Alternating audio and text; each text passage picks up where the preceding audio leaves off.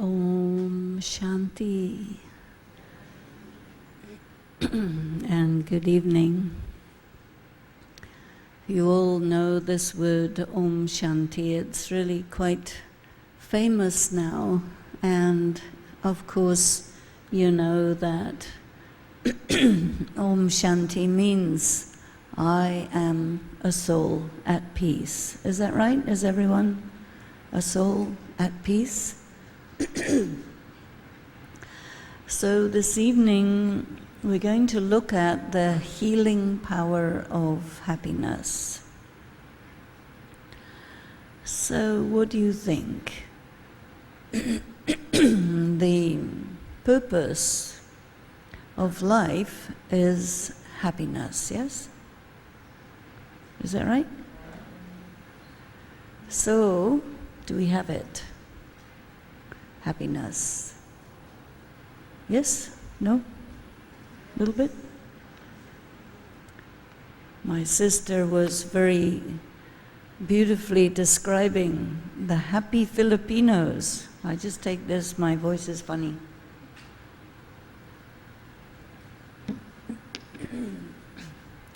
So, happiness on the face, we can do that. Smile, say cheese, get a photo.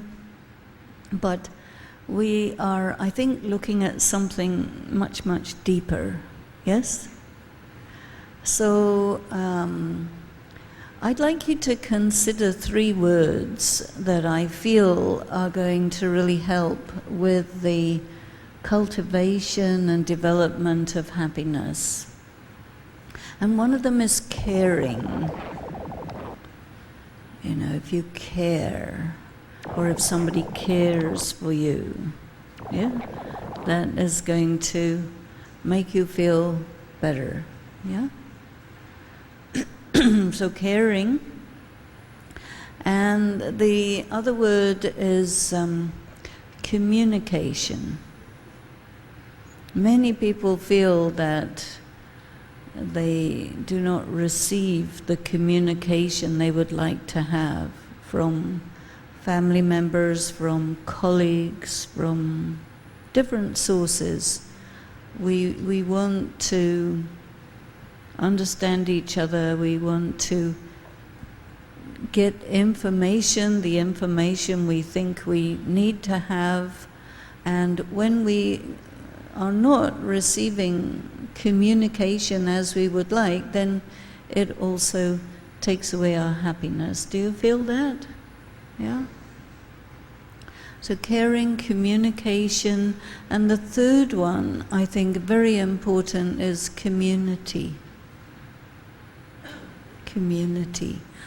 I know in the Philippines the family is really important, yes? And beyond the family actually is the community.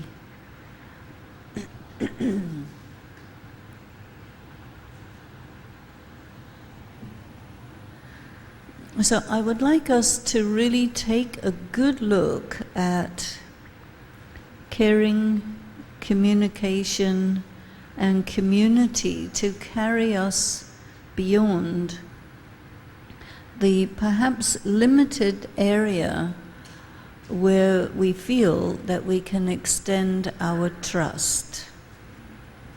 Because I think it's very normal to feel that you can trust a family member, yeah? Or you can you can cause a family member to do what you want. Yes? But then when it goes beyond the family, then it's something different. And I think that creating family is very important, but also extremely important to take it further and really develop community. And I don't know how far you think community can be developed, but potentially I feel that it can go as far as the entire world, the community of humanity. Because humanity has got all kinds of different people in it. And I think one of the things that takes away our happiness is when we see someone as other. You know, there is a word for it that is originally an Indian word, but a word that is quite part of the English language, which is pariah, someone who is other, not us, other. Division, a feeling of us and them. This, I think, is something that has really contributed to our loss of happiness. So I've been talking about the healing power of happiness in a number of different places and taking up different aspects of it. So I will just, in a capsule, give you some of the points that I have been talking about, because they are also very relevant, but taking us forward to really working with these 3 C's of caring, communication, and community.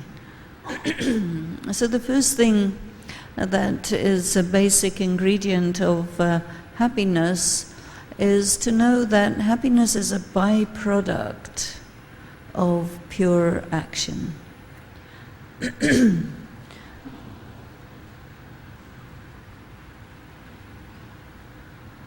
In the Brahma Kumaris World Spiritual University, we study about what it means to be a human being and what it feels like to be a human being who enjoys your full strength, your full power, your full component of spiritual qualities. And the mantra that I told you in the beginning, Om Shanti, I am a peaceful soul, means that we need to know a little bit more about what a soul is and what a soul is composed of, because of course you have soul, you have body, and your body is basically composed of air, earth, fire, water, and ether, the elements of matter. But your soul, everybody has a soul, right? The soul is made of purity, peace, power, love, and bliss, which are not physical, I see. And the happiness is something that is actually experienced inside the soul. And within the soul is the mind, and the mind is that aspect of consciousness which has the capacity to experience feelings. And normally you think of your feelings as being in your heart, which is where the body resonates with feeling, but the origin of feelings is really your mind. And the human soul interfaces with the material world through our sense organs and the objects of sense perception. So what you see, what you hear, what you smell, what you taste, what you touch, these are the instruments whereby the soul experiences the world. You see? And happiness is also something that the soul experiences through the mind, you see, because happiness, the feeling of happiness actually occurs in your mind. And we have the experience of temporary happiness that we like very much, which is happiness that comes through the positive stimulation of our sense organs. So we like beauty, we like tasty things, we like money, we like to feel good, we like presents. It's Christmas time, so we will receive a lot of presents, we'll give a lot of presents, and this experience of happiness through material objects is temporary, you see. And so our happiness that comes from these things is for a while, and then we also get unhappiness. And so the problem, I think, for us in this respect is that we are materialistic souls. And a materialistic soul craves sense pleasure, you see. People, places, objects, which give us pleasure.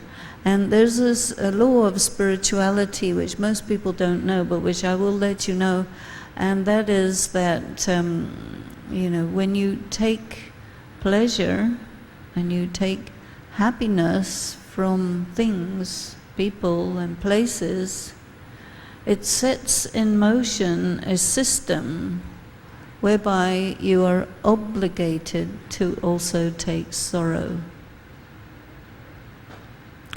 And most people don't know this, but it's worthwhile knowing, because it means that we need to rethink our relationship with the pleasure and the happiness that we take from physical objects, physical places, and physical people. So we get caught up in this flow, this equilibrium of happiness and sorrow, of failure and success, of victory and defeat. These pairs of opposites are a situation that we are in and which we don't really like, because we like the happiness part, but we don't like the sorrow part. And we would like to have only happiness but no sorrow. Is that right? So the problem is that if you don't know this law, that if you go to one side, you have to go to the other side, you will never really come out of it. And so this is what we learn in spiritual study and spiritual practice, is that there is another kind of happiness which is called supersensory happiness. That means happiness that comes from a different source, not from physical people, physical places, and physical objects. So we'll talk a little bit about that. Now, there are 3 ingredients that are needed for happiness, and one of them is money. Do you have enough money? I usually ask people this, and normally people say, no. Do you also feel, no, don't have enough? Oh yes, you have enough. Or you don't want to say. But usually it's not quite enough, yeah? Not enough? Yes. So we need enough. How much is enough? Basically, we have to distinguish between what we need and then greed. How do you know if we have taken or bought or accepted or received something out of greed is if we don't use it, right? Have you got in your mind's eye the possessions you have in your flat or your apartment or your house? You know, and there's quite a few of them that you have, but you are never going to use. You've never used yet. So what should we do with those is we should give them away, right? Or we should throw them away. If they're too nice to throw away, then we must give them. You see? So,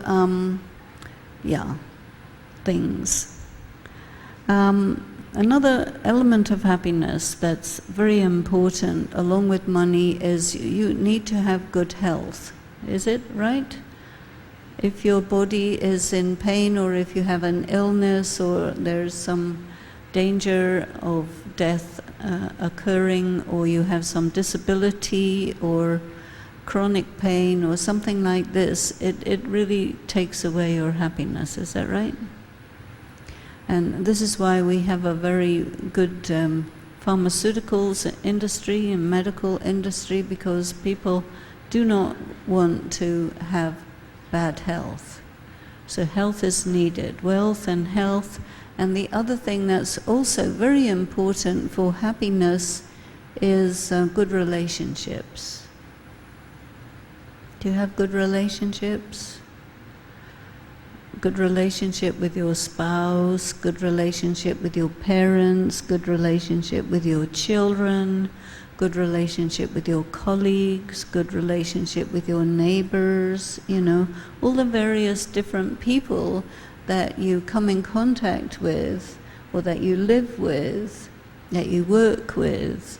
If you have good relationship, that really helps to make you feel that life is good and I am happy.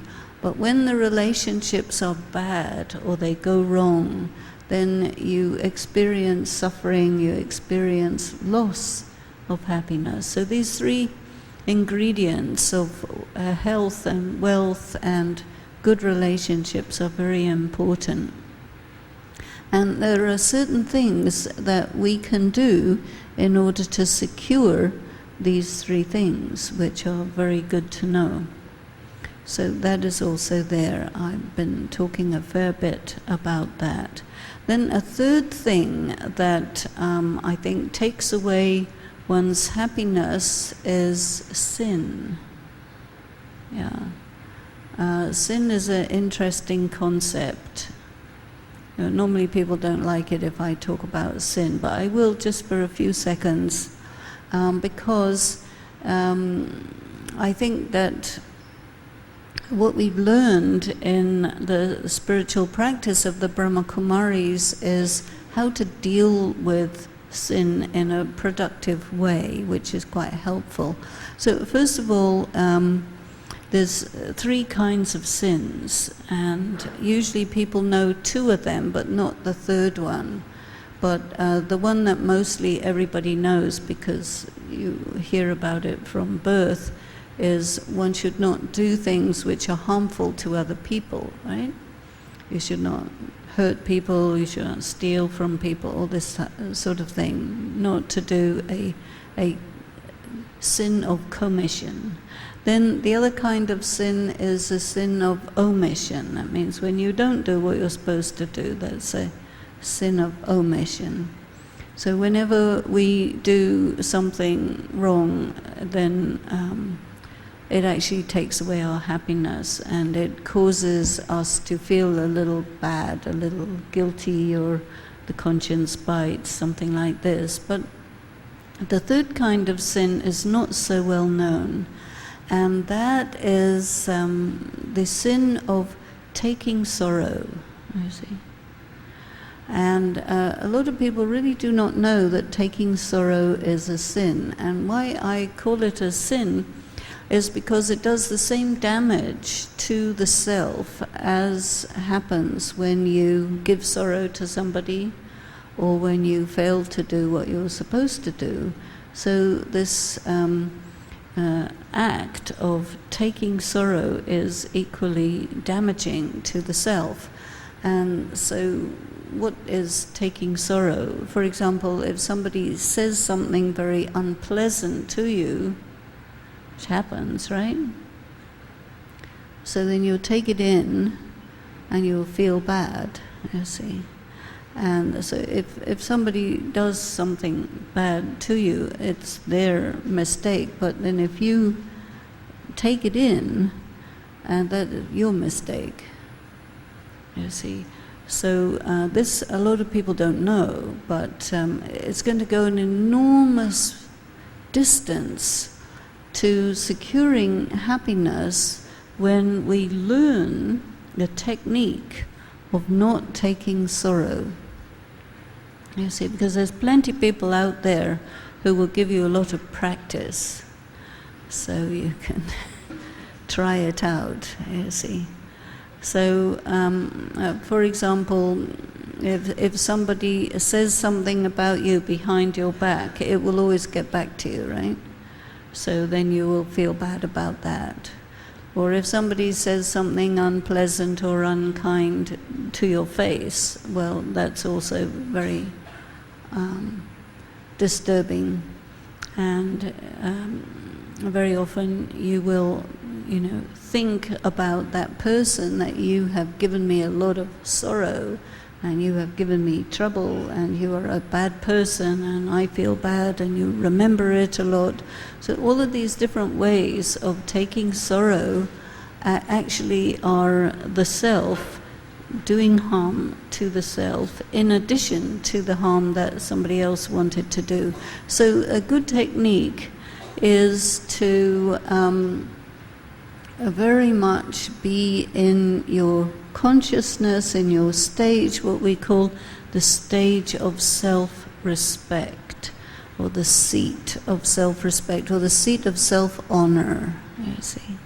So it's very, very important to know that you're an extremely nice person, very good, very intelligent, very interesting, very correct. And if somebody tells you you're not, you just say, I'm a really nice person. And if you don't think so, you have a problem. You see? Because when you turn it around like that and you don't take it in, it's much better. You see, because there are many people who feel it's a good idea to hurt you for one reason or another. Or sometimes they were reactive, or whatever, they had a bad day, something. But never take it personally. I mean, you know that already, not to take things personally, but take it further, not take any sorrow, And we have no practice to do that, because our culture says, take as much sorrow as you can. Yeah?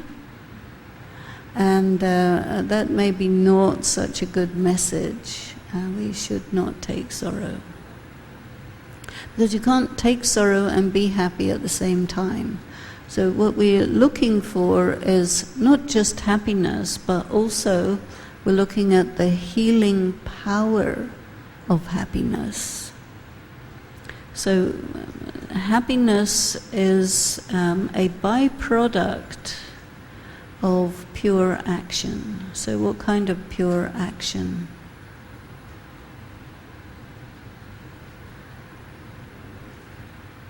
Charity,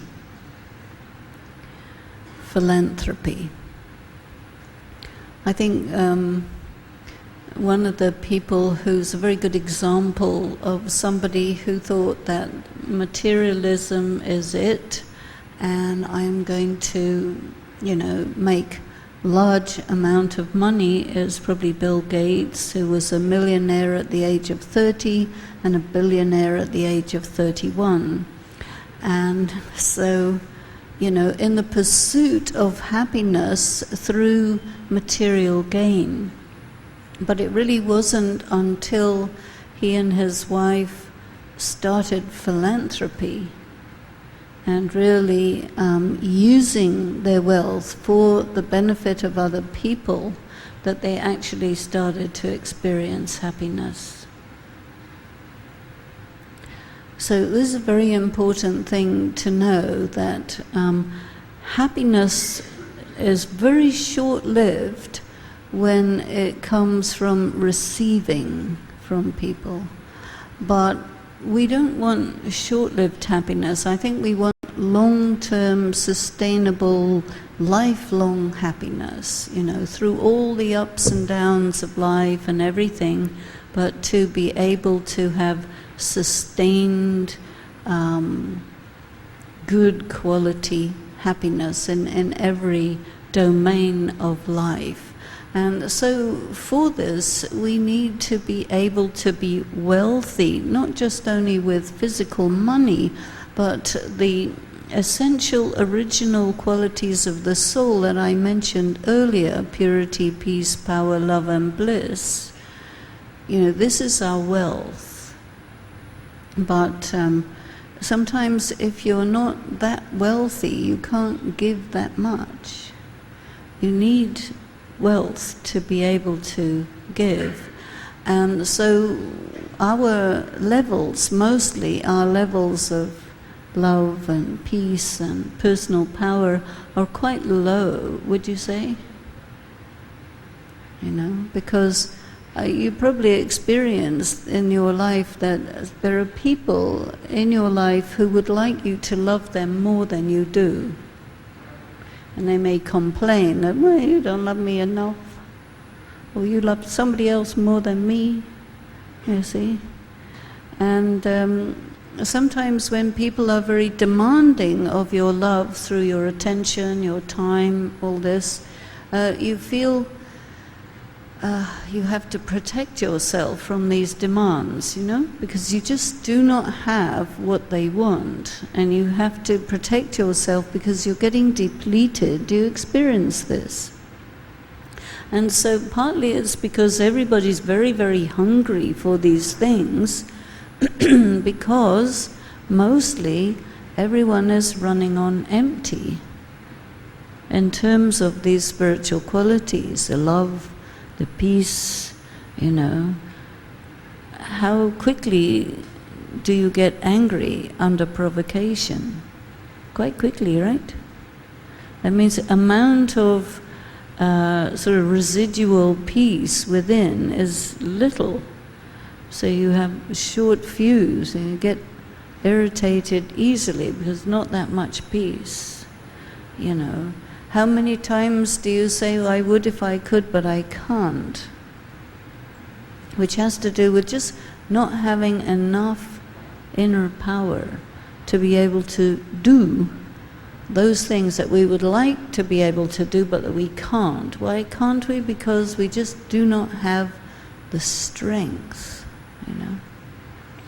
And so this is really why the spiritual practice is quite relevant, because it is the way that we refill ourselves and restore ourselves to our original wealth, inner wealth, you see. And of course the source of these qualities is a spiritual source, because these are spiritual qualities, and the spiritual qualities are in the soul.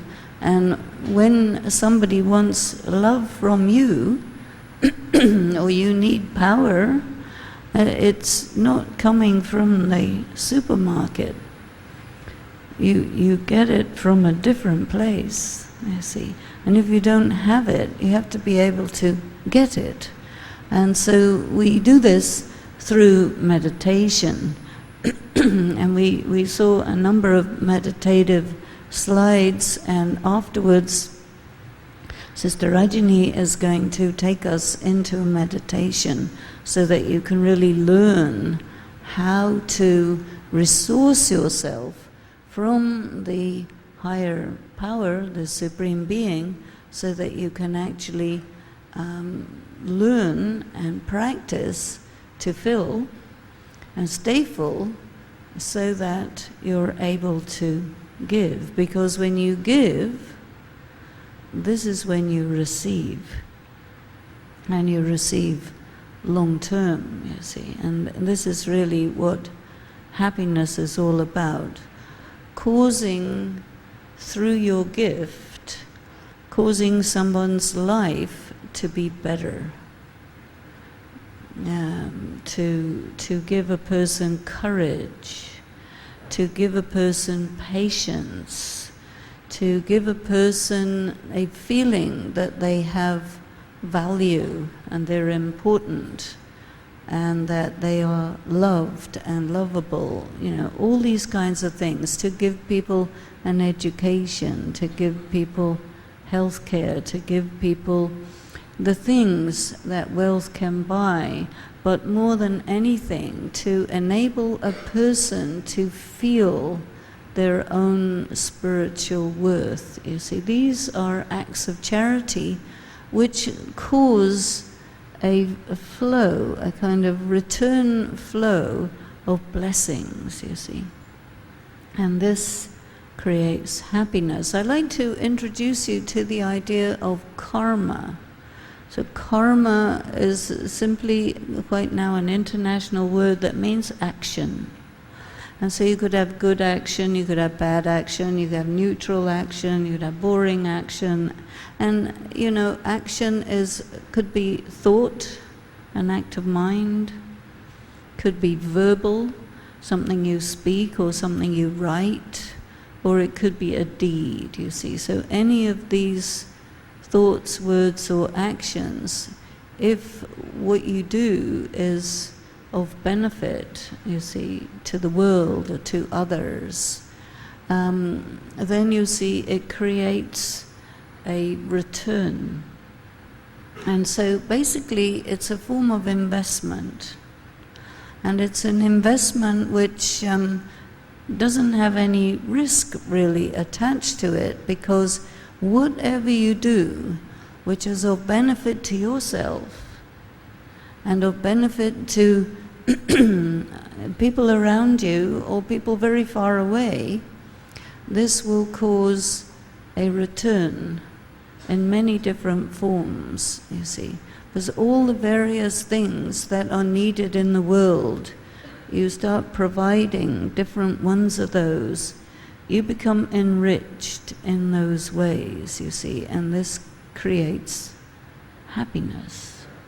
Happiness is a feeling that nourishes you. And one of the things that we have to be careful about is worry, you see, because worry is a very common ailment. Most people worry. You worry about tomorrow, you worry about your family, you worry about money, you worry about health, you worry about all sorts of things. And worry does not change anything. It just simply drains all of your spiritual energy so that you go again to a state of emptiness, which could then make you depressed, which then requires medicine and things like this. So you have to be very, very free from worry. Now going back to caring, communication and community, which I think are very important goals to have. A first person you have to care for is yourself. First person. Now, in our culture, very often we disregard the self because we don't want somebody to think that we're selfish. And we will maybe create an imbalance by paying attention to others and disregarding the self. And when we do that, we become depleted, and we also become a little bit irresponsible because we are having a duty to take care of ourselves. It's very important to remember this. So first person to look after is the self, and then it extends from there to your family, your community, and beyond. So I think that the caring, the act of caring is an act of love. And so the inner quality of love is a very, very subtle quality. But love is an act of giving, you see. Whether you're giving to yourself or you're giving to someone, this is what love is. And we need to fill ourselves with love. And we won't do that unless we love ourselves, you see. But of course the source of love is a divine source. And so when you are focusing your mind, tuning your mind to the Supreme Father, Mother, Friend, Beloved, Teacher, Guide, you start to receive love from that source. And you can again create a flow of love, because when you're receiving love, you see, you don't just keep it in, but you receive it and you let it flow out, and it needs to be able to go as far as the end of the earth. And so I think what we need to do in order to really take happiness is to make sure that our love doesn't get blocked anywhere, because especially when we think of certain people as other, we'll say, I love these people but not those people, you see, because this is to block. And so also, why would we love everybody? Because there's some nice people, some not so nice people, some good people, some not so good people, and all this type of thing. Because we judge the different behaviors as good and bad, right and wrong, and all this. But behind people's actions, you know, why does a person do a bad action? A person does a bad action because they're spiritually depleted, because they're weak. If you analyze yourself, anytime if you do a bad action, it's because you're tired, or you're frustrated, or you're something, depleted on some level, and then a bad action happens, then you say, I'm terribly sorry, I didn't mean that. But it's connected with this state of being depleted, and very often people are traumatized. There's very traumatic things happen to people in life, and when a soul is traumatized, it's damaged, it's injured, then the flow of pure qualities is contaminated, and then bad actions occur. So it's not because somebody's bad, it's because they're weak or because they're injured, you see. So there's no point in going around punishing people, because it makes it worse. So we have to really learn about love, you see, which is also a healing power. But I think that looking at happiness as a healing power, you see, happiness, which is a feeling of being sustained by this return flow of pure actions. And also, you know, we need to have good connection with the Supreme Being, good connection with other people, and good connection with nature, you see.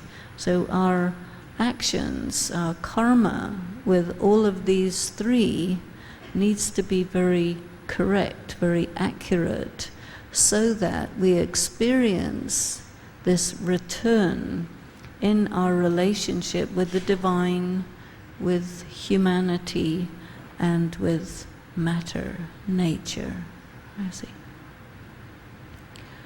So does this make sense to you? So I think the thing that is going to really make a difference is to extend the caring beyond where it normally stops. It needs to go further, so that the sense of community continues to increase, because wherever we put a stop, it's a limitation, and it causes a blockage, it causes the happiness quotient to reduce or stop altogether. So we need to do that. And communication, real clear communication. I don't know, do you talk to God? Talking to God is a very good idea. I see. I presume you're aware that God listens to everything you think, everything you say, because God is always with us, is it not?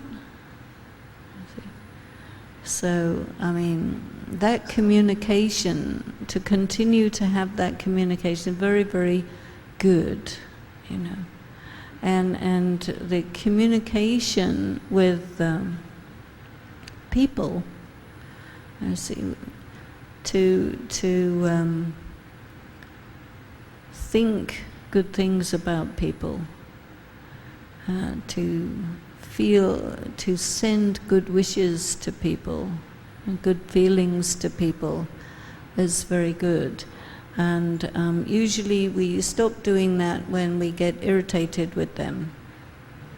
So it's quite a good practice to try really to deal with our irritations quickly so that we can get over it and extend pure feelings, because otherwise it leads to a block in our relationship and the communication becomes negative. So communing also with nature is a very good thing. One of the problems that we have in the world today is that nature is fed up with humanity, is it? Because humanity has been pretty awful to nature, which is so, beneficial, which gives us food and housing and transportation and whatever necessary, but we have somewhat wrecked it. And so there's a comeback from that. This is also karma. And this also causes unhappiness. Any type of natural calamity creates unhappiness. Anyway, so these are a few points of happiness that you can think about and consider and see, especially the one about not taking sorrow. I think that's a very important one, not taking sorrow. And then the other point about extending the limits of what you consider to be your community as far as you possibly can. So it goes beyond your religion, beyond your race, beyond your national boundaries, to really include all of humanity, because we are, after all, a family of humanity. So I will stop there and thank you very, very much.